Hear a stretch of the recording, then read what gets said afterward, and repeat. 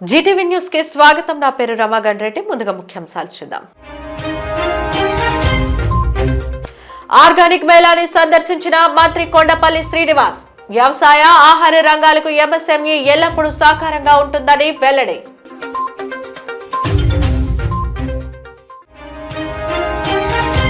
అప్పన్న స్వామిని దర్శించుకున్న భారత క్రికెటర్స్. స్వామివారి ఆశీర్వచనాలు అందజేసిన వేద పండితులు.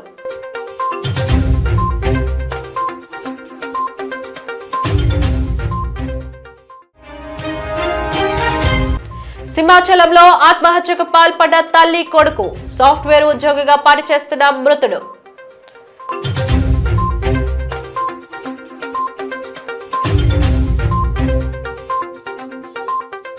సేంద్రియ రైతులు ఆంధ్ర రాష్ట్రానికి ఉన్న ఆస్తి అని ఆంధ్రప్రదేశ్ ఎంఎస్ఎంఈ సెర్ప్ తదితర శాఖల మంత్రి కొండపల్లి శ్రీనివాసరావు పేర్కొన్నారు. విశాఖ ఆంధ్ర యూనివర్సిటీ ఇంజనీరింగ్ కళాశాల మైదానంలో ప్రకృతి పంటల మేళాను ఆయన సందర్శించారు. ఈ సందర్భంగా ఆయన మాట్లాడుతూ పబ్లిక్ ప్రైవేట్ పార్ట్నర్షిప్ ప్రోగ్రాం ద్వారా చాలా ప్రాజెక్ట్స్ ముందుకు తీసుకువెళ్తున్నామన్నారు. రైతులకు చేయూత ఇవ్వడంలో తమ ప్రభుత్వం ఎల్లప్పుడూ ముందుంటుందని చెప్పారు. గ్రామీణ రైతుల ఎఫ్పిఓల ద్వారా గ్లోబల్ నెట్వర్క్ ఏర్పాటు చేస్తున్నామన్నారు. ప్రకృతి రైతులకు ప్రకృతి పంటలతో ఉత్పత్తులు తయారు చేసే వారికి చేయూత ఇస్తామని ప్రకటించారు. ప్రధానంగా ఈ ఆర్గానిక్ మేళాలో ఎవరైతే ఆర్గానిక్ ప్రొడ్యూస్ ఉంటుందో వాళ్ళందరూ కూడా ఇక్కడ స్టాల్స్ పెట్టి వాళ్ళ ప్రొడ్యూస్ని అంతా కూడా ఇక్కడ డిస్ప్లే చేసి పబ్లిక్కి అవగాహన కల్పించడంతో పాటు రిటైల్ అవుట్లెట్ కూడా పెట్టడం జరుగుతూ ఉంటుంది.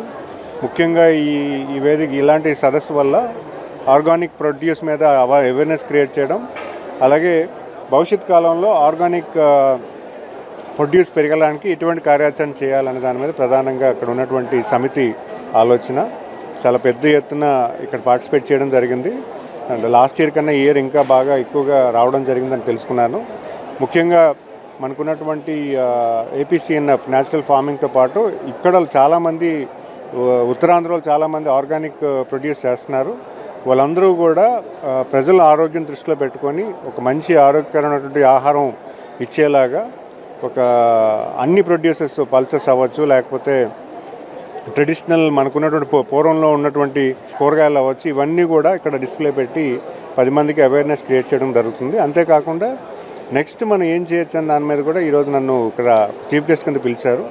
దీన్ని మనం పబ్లిక్ ఎక్కువగా మార్కెట్లో తీసుకెళ్ళడానికి ఎటువంటి ప్లాట్ఫామ్ ఎస్టాబ్లిష్ చేయాలి, దీన్ని నెక్స్ట్ లెవెల్ ఎలా చేస్తే బాగుంటుందని దాని మీద ఒక లైన్ ఆఫ్ యాక్టివిటీ కింద నన్ను ఇక్కడ వెళ్ళడం జరిగింది.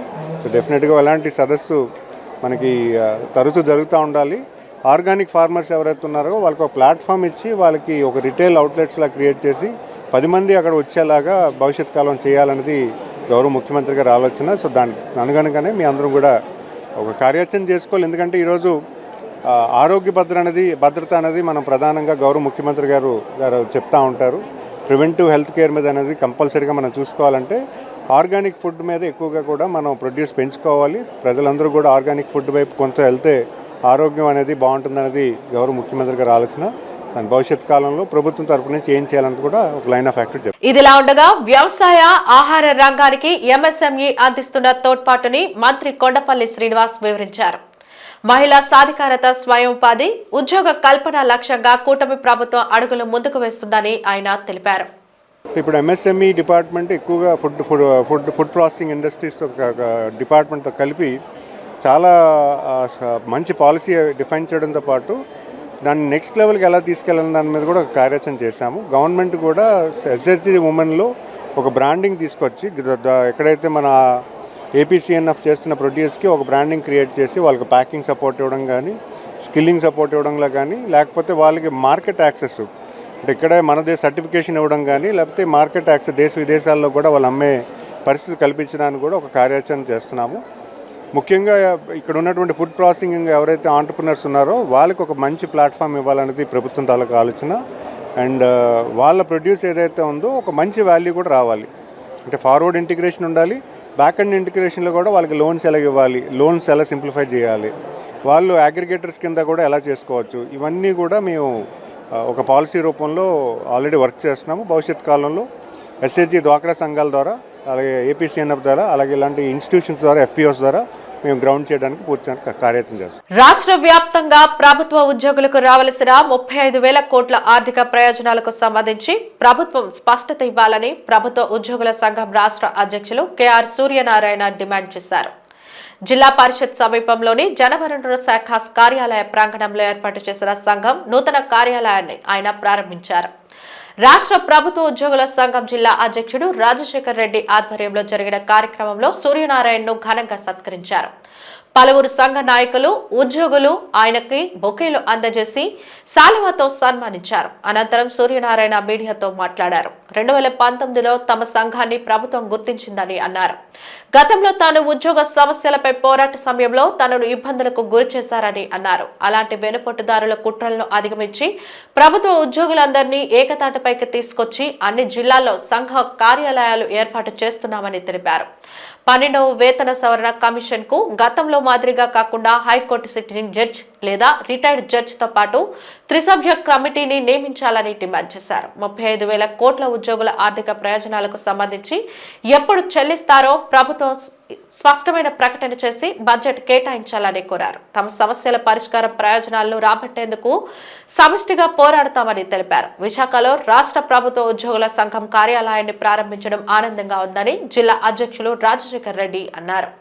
మనోభీష్టం మేరకు వ్యవహరించేటువంటి ఏకైక సంఘంగా ఆంధ్రప్రదేశ్ ప్రభుత్వ ఉద్యోగుల సంఘం తన స్థానాన్ని తిరిగి పూర్వవైభవాన్ని దక్కించుకున్నటువంటి క్రమంలో ఈ వచ్చే ఉగాదిలోగా రాష్ట్రంలో ఇప్పుడు నిన్న మొన్న ఏర్పడిన 3 జిల్లాలతో కలిపి 29 జిల్లా కేంద్రాల్లో సంఘానికి కార్యాలయ భవనాలు ఏర్పాటు చేసుకుని మరి ఏప్రిల్ తర్వాత ఉద్యోగులకి రావాల్సినటువంటి పేరుకుపోయిన 35,000 కోట్ల రూపాయల ఆర్థిక ప్రయోజనాల చెల్లింపు విషయంలో ఒక స్పష్టమైనటువంటి కార్యాచరణ తీసుకోవాలని, అదే రకంగా 12వ వేతన సవరణ కమిషన్ని ఏర్పాటు చేయాలని, ఒక రిటైర్డ్ ఐఏఎస్ అధికారికి పునరావాస కేంద్రంగా ఏర్పాటు చేసే వేతన సవరణ కమిషనర్ విధానాన్ని మా సంఘం తిరస్కరిస్తున్నామని,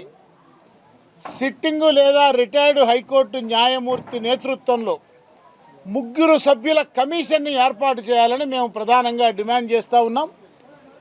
కేంద్ర ప్రభుత్వం ఏ రకంగా అయితే తన ఉద్యోగుల వేతన సవరణకి సుప్రీంకోర్టు రిటైర్డ్ జడ్జి గారి నేతృత్వంలో 4 సభ్యుల కమిషన్ని ఏర్పాటు చేస్తూ ఉందో, అదే కమిషన్ నివేదిక ఈ దేశంలో 2/3 రాష్ట్రాల్లో 3/2 రాష్ట్రాల ఉద్యోగులకి ఆ రాష్ట్ర ప్రభుత్వాలు నేరుగా అడాప్ట్ చేసుకుంటున్నటువంటి విషయాన్ని సందర్భంగా ప్రస్తావిస్తూ ఉన్నాను.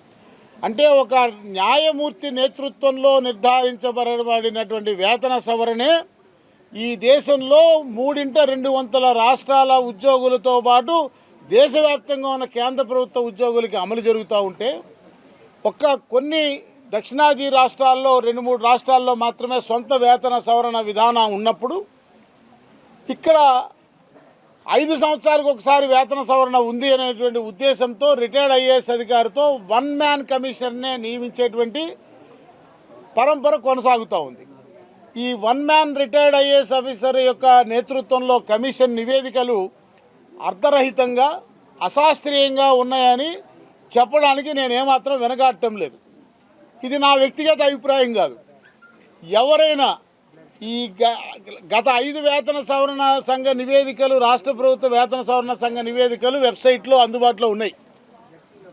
ఈ 5 వేతన సవరణ సంఘ నివేదికల్ని మీరు డౌన్లోడ్ చేసుకుని చూస్తే మక్కి page to page, chapter to chapter copy paste తప్ప అసలు ఒక శాస్త్రీయమైన అధ్యయనం, పని ఆధారంగా జీతం, విధులు నిర్వర్తించే దాని ఆధారంగా కండిషన్స్ ఆఫ్ సర్వీస్ అన్న విధానమే, ఆ అప్రోచే రాష్ట్ర ప్రభుత్వ వేతన సవరణ సంఘాలు అటువంటి అప్రోచ్నే తీసుకునే దాఖలా కనబడటం లేదు. అదే కేంద్ర ప్రభుత్వ వేతన సవరణ నివేదికను మీరు అధ్యయనం చేస్తే 7వ వేతన సవరణ సంఘం కూడా చాలా శాస్త్రీయమైన అధ్యయనం, దానికి ఒక చట్టబద్ధమైన వ్యవస్థ ఏర్పాటైంది. అఖిల భారత సర్వీస్ అధికారుల ఆ వేతనాన్ని కూడా ఆ కమిషన్ నిర్ధారిస్తుంది. సుప్రీంకోర్టు, హైకోర్టు న్యాయమూర్తుల, అలాగే డిఫెన్స్ సర్వీసులో దేశ రక్షణలో పాల్పంచుకునే ఉద్యోగుల జీతభత్యాలను కూడా ఆ కమిషనే నిర్ధారిస్తోంది. అందువల్ల చాలా శాస్త్రీయంగా అధ్యయనం చేస్తాం. అదే రాష్ట్ర ప్రభుత్వం విషయానికి వచ్చేటప్పటికి మనం చూసినట్టయితే మా గత అనుభవం 1953లో ఆంధ్ర రాష్ట్రం ఏర్పడిన దాన్ని వదిలేసిన 56లో ఆంధ్రప్రదేశ్గా ఏర్పడిన దాన్ని ప్రామాణికంగా తీసుకుంటే ఈరోజు రేపు ఒక 10 రోజుల్లో 2026వ సంవత్సరంలోకి మనం ఎంటర్ అవుతున్నామంటే సుమారుగా 70 సంవత్సరాల పైచిలుకు కాలంలో 5 ఏళ్లకు ఒక వేతన సవరణ చొప్పున ఇప్పటికి 15 వేతన సవరణ సంఘాల ఆర్థిక ప్రయోజనాలు ఈ రాష్ట్ర ఉద్యోగులు అనుభవించి ఉండాలి. కానీ వాస్తవానికి మేము 11వ వేతన సవరణ జీతాలే ఇంకా తీసుకుంటా ఉన్నాం. అంటే ఇప్పటికే 4 వేతన సవరణ సంఘాల ఆర్థిక ప్రయోజనాలు ఈ రాష్ట్ర ప్రభుత్వ ఉద్యోగులు నష్టపోయారన్నది రికార్డుల మీద స్పష్టంగా కనిపిస్తున్నటువంటి అంశం. ఈసారి అయిన ఆలస్యం ఏదో అయింది. ఇప్పుడు ఆ కారణాలను విశ్లేషించడం కాకుండా ఇప్పటికైనా ఎలాగో ఆలస్యమైంది కాబట్టి ఒక శాస్త్రీయమైన అధ్యయనంతో నూతన ఒరవడి వేతన ఫిక్సేషన్ విధానానికి నాంది పలకాలని మేము బలంగా కోరుకుంటున్నాం అనే విషయాన్ని మనవి చేస్తూ జీవీఎంసీ 97వ శ్రమశక్తి నగర్లో సుమారు 1,85,00,000 రూపాయల వ్యయంతో ఉద్యానవనం అభివృద్ధి చేస్తున్నామని పెందుర్తి శాసనసభ్యులు పంచకర్ల రమేష్ బాబు, విశాఖ నగర మేయర్ పీలా శ్రీనివాసరావులు తెలియజేశారు. చిన్నముషిడివాడ ప్రాంతంలో పార్క్ అభివృద్ధికి నిమిత్తం వారిరువురు కలిసి శంకుస్థాపన చేశారు. ఈ సందర్భంగా వారు మాట్లాడుతూ వార్డు అభివృద్ధికి స్థానిక వార్డు కార్పొరేటర్ సేనాపతి వసంత శంకర్రావు నిరంతరం పనిచేయడం అభినందనీయమని కొనియాడారు. కూటమి ప్రభుత్వం అధికారం చేపట్టిన తర్వాత పెందుర్తి ప్రాంతంలో సుమారు 178 కోట్లతో పలు అభివృద్ధి పనులు చేపట్టామని తెలియజేశారు. ప్రజలందరికీ మౌలిక వసతులు కల్పించడానికి తమ వంతు కృషి చేస్తామని హామీ ఇచ్చారు.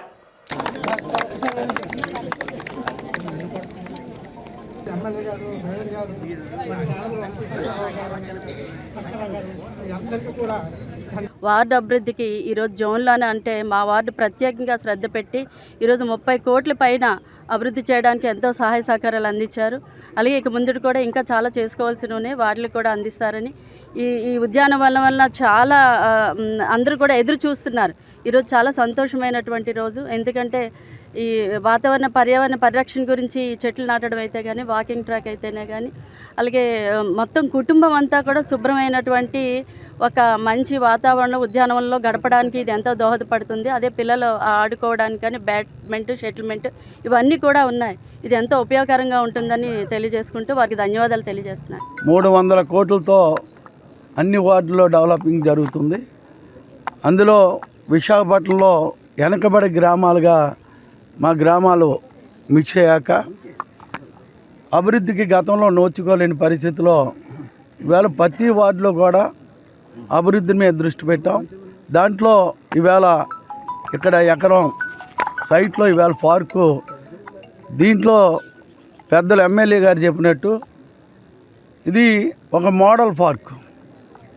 దీంట్లో క్రికెట్ ఇది కానీ, అలాగే బ్యాడ్మింటన్స్ కానీ, అలాగే జిమ్ కానీ, అది కాకుండా మోడల్గా మొక్కలేసి ఈ పార్కులను డెవలప్ చేయాలని, దీన్ని కూడా 1 year వరకు ఆ కాంట్రాక్టే దీన్ని మెయింటైన్ చేసే వరకు ఈ మొక్కల్ని జాగ్రత్తగా చూసుకునే బాధ్యతలు కూడా అప్పచెప్తున్నాం. దీని ద్వారాగా ఏంటంటే ఇక్కడ ఉన్న వాతావరణం పాడవకుండా ఇక్కడ ప్రజలకు కూడా అన్ని గేమ్స్లోనే పాల్గొనేందుకు గేమ్స్ల మీద కూడా ఎమ్మెల్యే గారు ఇప్పుడే దృష్టి పెట్టారు. ఒక 6 ఎకరాలు ఎక్కడైనా ఉంటే ఇండోర్ స్టేడియం కూడా అన్నగారు పెడదామని ప్లేస్ మేము డిసైడ్ చేస్తున్నాం. సరైన ప్లేస్ దొరక్క మేము చూస్తున్నాం. అది సెంట్రల్ గవర్నమెంట్ నుంచి నిధులు కూడా ఉన్నాయి. దానికి కూడా ఇంట్రెస్ట్ తీసుకొని మన ఏరియాలోనే పెద్ద స్టేడియం లేదు, ఆ స్టేడియం కూడా త్వరలోనే కొబ్బరికాయ కొట్టు బాయిస్ ఉంటుంది. దాంట్లో భాగంగా ఇంకా 7 కోట్ల వరకు మా వసంత్ గారు ఇంకా శంకుస్థాపన చేసుకోవాల్సినవి ఉన్నాయి. ఇలాగే డెవలపింగ్ మీద తెలుగుదేశం, జనసేన, బీజేపీ నాయకత్వంలో ఈ విశాఖపట్నం అభివృద్ధి కోసమే మేము పనిచేయనందుకు ఎప్పుడూ సిద్ధంగా ఉంటాం. 93 నుంచి 98 వార్డుల మధ్యలో ఏదైతే పెద్ద పార్కులు ఉన్నాయో, ఎవరైతే కార్పొరేటర్లు ముందుకు వచ్చారో అక్కడ ఈ థీమ్ పార్కులు అనేవి పెద్ద ఎత్తున ప్రారంభించుకోవడం జరుగుతూ ఉంది. గౌరవ మేయర్ గారి ఆధ్వర్యంలో టోటల్ గ్రేటర్ విశాఖలో చాలా వచ్చినప్పటికీ మా ప్రాంతంలో పెందుర్తి నియోజకవర్గంలో మేము కూడా ఘనంగా తెచ్చుకున్నాం. ప్రజలు సాయంత్రం అయ్యేసరికి కాస్త సేద తీరాలన్నా, ఏదైనా వ్యాయామం చేసుకోవాలన్నా, వాకింగ్ చేసుకోవాలన్నా, పిల్లలతో వృద్ధులతో కాలక్షేపం చేయాలన్నా ఒక మంచి ఆలోచనతో ప్రభుత్వం చేస్తున్న ఈ కార్యక్రమం పెద్ద ఎత్తున, మరి గతంలో ఇలాంటివి ఏమీ లేవు మీకు తెలుసు. మా ప్రభుత్వం వచ్చిన తర్వాత, మా మేయర్ వచ్చిన తర్వాత, గతంలో కార్పొరేటర్లో 3.5 సంవత్సరాల్లో 3 సంవత్సరాల్లో కూడా 1 కోటి రూపాయలు కూడా తెచ్చుకోలేకపోయిన నేపథ్యం మనం చూసాం. మరి ఇప్పుడు మా ప్రభుత్వం వచ్చిన సంవత్సరాల కాలంలో మా పేలా శ్రీనివాసరావు గారు మేయర్ అయిన తర్వాత దగ్గర మా ఒక్క నియోజకవర్గంలోనే 175 కోట్ల నిధులు మనం తెచ్చుకున్నాం. ఇది ఒక చరిత్ర. పనిచేసే ప్రభుత్వం, పనిచేసే నాయకత్వం, పనిచేసే మనుషులు ఉన్నప్పుడు నిధుల కొరత ఉండదు అనటానికి ఇది ఒక ఉదాహరణ. ప్రజలందరినీ మేము కోరుతా ఉన్నాం, ఇంకొక 6 నెలల్లో మా కార్పొరేటర్ల కాలపరిమితి అయ్యేలోపు ఏ వార్డులో కూడా ఏ పనులు మిగిలిపోయాయి అనుకుని మాట్లాడుకోకుండా అన్ని పనులు చేసే బాధ్యత మేము నిర్వర్తిస్తామని చెప్పి మీకు మాటిస్తూ, ఇంకా అనేక కార్యక్రమాలు ఇంకా భూమి పూజ చేసుకోవాల్సినవి ఉన్నాయి, శాంక్షన్ అయ్యి, అవి కూడా త్వరలో ప్రారంభిస్తాం. తప్పకుండా ప్రజల మన్ననలు పొందే విధంగా, మళ్ళీ మీ ఆశీస్సులు మా వాళ్ళందరూ పొందే విధంగా కార్యక్రమాలు చేస్తామని మాటిస్తామని. వైసీపీ ప్రభుత్వ హయాంలో అన్ని కులాలకు సమన్యాయం చేసి యాదవుల అభ్యున్నతికి మరింత పెద్దపీట వేశారని తూర్పు నియోజకవర్గం సమన్వయకర్త మొల్లి అప్పారావు అన్నారు. విశాఖ నగర పార్టీ కార్యాలయంలో ఏర్పాటు చేసిన విలేకరుల సమావేశంలో ఆయన మాట్లాడుతూ, యాదవ సంక్షేమానికి 453 జీవో ద్వారా ఎండాడ సమీపంలో కమ్యూనిటీ హాల్ నిర్మాణానికి వైసీపీ ప్రభుత్వ హయాంలో ఇచ్చిన భూమిని వెనక్కి తీసుకున్న కూటమి ప్రభుత్వంపై మండిపడ్డారు. యాదవులను తక్కువ చేసి వారి మనోభావాలను దెబ్బతీసే విధంగా వ్యవహరిస్తున్న కూటమిపై యాదవులు తిరగబడేందుకు సిద్ధంగా ఉన్నామన్నారు. యాదవులకు మంజూరు చేసిన 1/2 ఎకరం భూమికి బదులుగా ముడిసర్లోవ సమీపంలో ఇస్తామనడం హేయమైన చర్యగా భావించాలన్నారు. మాజీ మేయర్ గొలగాని హరివెంకట కుమారి, కార్పొరేటర్ పల్లా దుర్గారావులు మాట్లాడుతూ, యాదవ కులానికి ప్రాధాన్యతనిచ్చి విలువైన 50 సెంట్ల భూమిని యాదవుల సంక్షేమానికి మంజూరు చేస్తే దానిని రద్దు చేసి కుట్రలు కుతంత్రాలతో విలువలేని చోట భూమిని ప్రత్యామ్నాయంగా ఇస్తామనడం వెనుక ఆంతర్యం ఏంటని ప్రశ్నించారు. మంజూరైన భూమిని యథాతథంగా ఉంచి నూతన స్థల కేటాయింపు చేయాలని డిమాండ్ చేశారు. సమీపంలో తూర్పు నియోజకవర్గ వైసీపీ బీసీ నాయకులు పాల్గొన్నారు.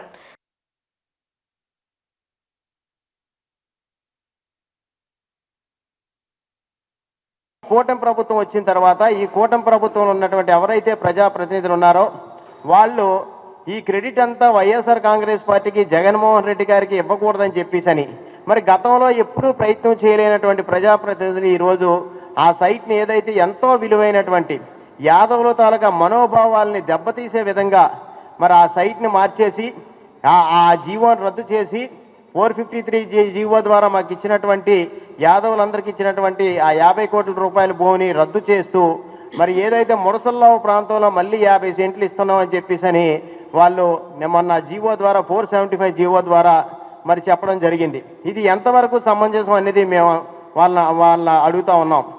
ఈరోజు ఒక ప్రభుత్వం ఇచ్చినటువంటిది మీరు రద్దు చేస్తే మరి మిగతా కులాలకు ఇచ్చినటువంటిది కూడా మీరు రద్దు చేస్తే బాగుంది కదా.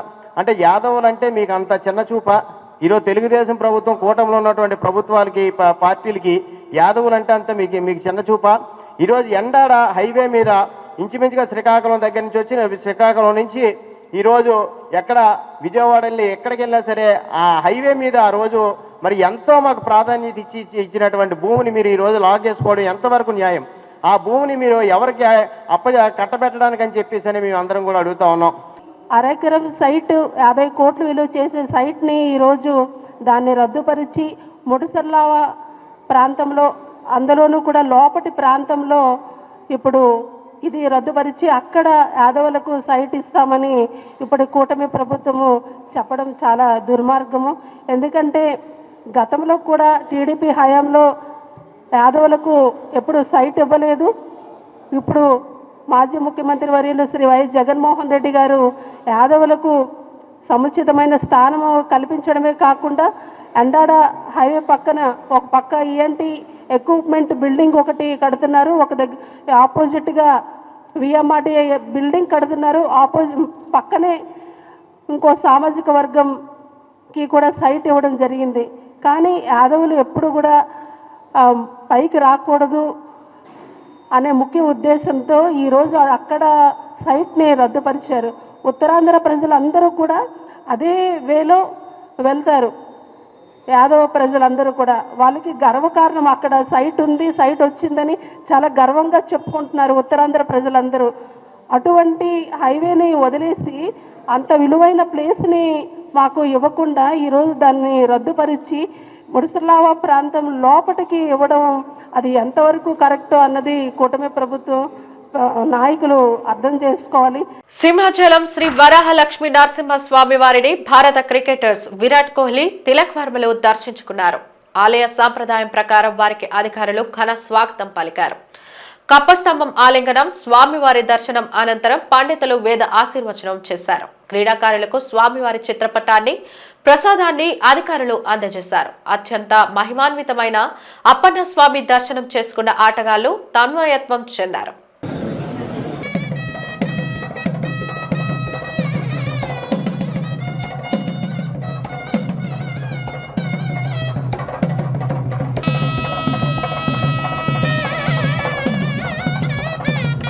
యువతలో సేవాభావం, నాయకత్వ లక్షణాలు పెంపొందించేందుకు ప్రభుత్వం ప్రారంభించిన ఎన్ఎస్ఎస్ సేవా పథకంలో భాగంగా చైతన్య మహిళా కళాశాల యూనిట్ 1 విద్యార్థులు గాజువాక స్థానిక అశోక్ నగర్ లో నివసిస్తున్న ప్రజల జీవన విధానం, సమస్యలు, ఆరోగ్యం, విద్య, పారిశుధ్యం, నీటి సౌకర్యాలు, రహదారులు వంటి విషయాలపై సర్వే నిర్వహించారు. పేద ప్రజల అభివృద్ధికి అవసరమైనవి గుర్తించి సమాచారం సేకరించారు. అనంతరం కాలుష్య నివారణ, ప్లాస్టిక్ వాడకం తగ్గింపు వంటి విషయాలపై ర్యాలీ నిర్వహించి ప్రజలకు అవగాహన కల్పించారు. నడుపూరు గ్రామంలో నిర్వహించిన యూనిట్ 2 కార్యక్రమాల్లో భాగంగా కాలుష్య నివారణ ప్రభుత్వం బాధ్యత మాత్రమే కాదని ప్రతి ఒక్కరి బాధ్యత అని ర్యాలీ చేపట్టారు. మెగా పేరెంట్ మీట్ కు విచ్చేసిన గాజువాక శాసనసభ్యులు, రాష్ట్ర టీడీపీ అధ్యక్షులు పల్లా శ్రీనివాసరావు విద్యార్థుల అంకిత భావాన్ని, కార్యదీక్షను అభినందించి ఇదే తరహాలో చైతన్య మహిళా కళాశాల మరిన్ని కార్యక్రమాలను నిర్వహించాలని కోరారు. ప్లాస్టిక్ వాడకం చాలా ఎక్కువైపోయింది. అందరూ కళ్ళు తెరవకపోతే రేపొద్దున్న చాలా ఇబ్బంది పడతాం. ఇంకాను మన ఫ్యూచర్ జనరేషన్స్ కూడా వీటిలోని అందరూ కూడా కష్టపడతారు. వాళ్ళని ప్రొటెక్ట్ చేయాలంటే మనం ముందే కళ్ళు తెరుచుకొని మనం తీసుకోవాల్సిన జాగ్రత్తలు, మనం చేయవలసినవి ఏంటో అవి తెలుసుకొని పెద్దవాళ్ళుగా మనం చేయవలసినవన్నీ కూడా కంప్లీట్గా ప్లాస్టిక్ ఎరాడికేట్ చేయడానికి ప్రయత్నించాలి. సో నా వంతుగా నేను ఇంట్లో అయితే ప్లాస్టిక్ని పూర్తిగా నిరోధించడానికే చూస్తూ ఉంటాను. సో ప్రతి ఒక్కళ్ళు అలా చేయాలని నా కోరిక. ఎగ్జాంపుల్ ఇప్పుడు చెప్పాలంటే పొల్యూషన్ చాలా అంటే చాలా వచ్చేసింది. ఢిల్లీలో అయితే చాలా మంది చిన్న పిల్లలు కూడా ఆక్సిజన్ తీసుకోలేకపోతున్నారు. రేపు పొద్దున ఫ్యూచర్లో కూడా ఆక్సిజన్ కొనుక్కోవాల్సిన అవసరం వస్తుంది ఈ పొల్యూషన్ వల్ల.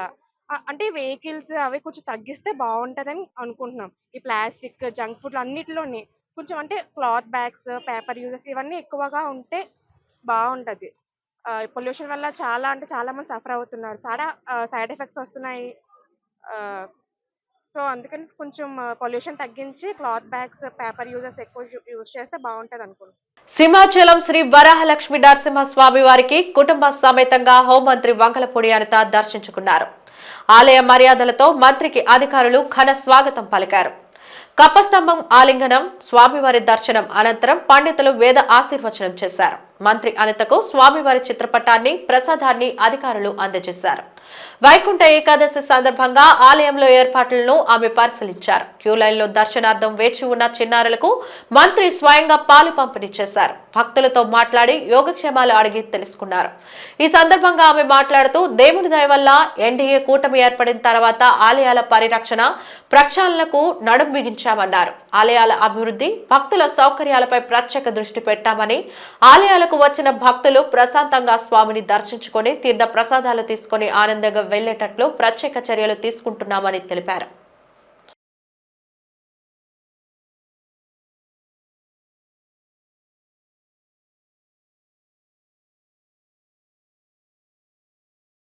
విశాఖపట్నం పాతగాజువాకకి చెందిన తల్లి కొడుకులు సింహాచలంలో సిరిచందన ఫంక్షన్ హాల్లో ఉరివేసుకుని ఆత్మహత్యకు పాల్పడ్డారు. కొడుకు టీసీఎస్ కంపెనీలో సాఫ్ట్వేర్ ఇంజనీర్ గా పనిచేస్తున్నారు. మృతుడిపై హైదరాబాద్ నాంపల్లి పోలీస్ స్టేషన్లో 498 కేసు నమోదై ఉన్నట్లు పోలీసులు తెలిపారు. రాత్రి సుమారు 9 గంటల సమయంలో రూమ్ రెంట్ ఇవ్వలేదని ఫంక్షన్ హాల్ సిబ్బంది వెళ్లి చూడగా లోపల నుంచి గడియ పెట్టుకుని డోర్ ఎంత కొట్టినా తీయకపోవడంతో పోలీసులకు సిబ్బంది సమాచారం అందించారు. ఎస్ఐ రామారావు తన సిబ్బంది సహాయంతో డోర్ తెరిచి చూడగా తల్లి కొడుకు ఇద్దరు 2 చీరలతో సీలింగ్ హుక్ కి ఉరివేసుకుని మరణించినట్టు పోలీసులు నిర్ధారించారు. మృతదేహాలను పోస్ట్ మార్టం నిమిత్తం విశాఖ కేజీహెచ్ తరలించారు.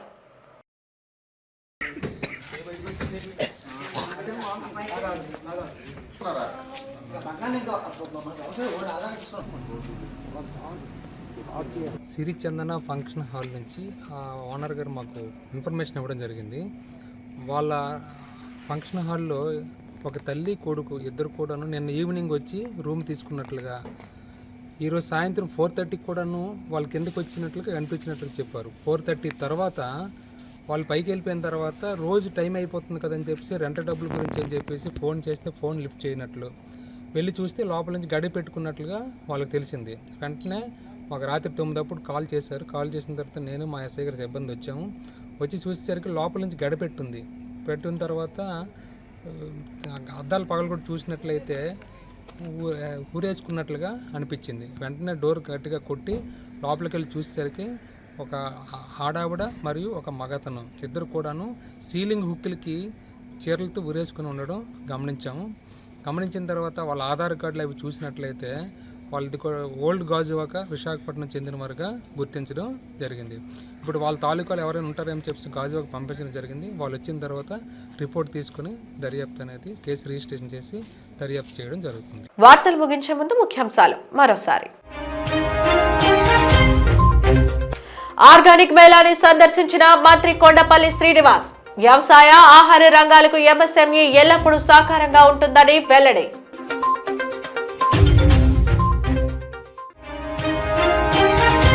అప్పన్న స్వామిని దర్శించుకున్న భారత క్రికెటర్స్. స్వామివారి ఆశీర్వచనాలు అందజేసిన వేద పండితులు.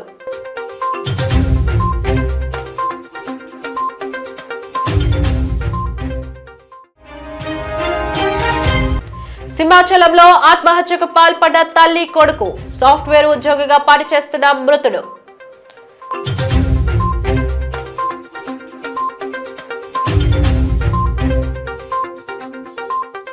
జీటీవీ న్యూస్ ఇంతటితో సమాప్తం. నమస్కారం.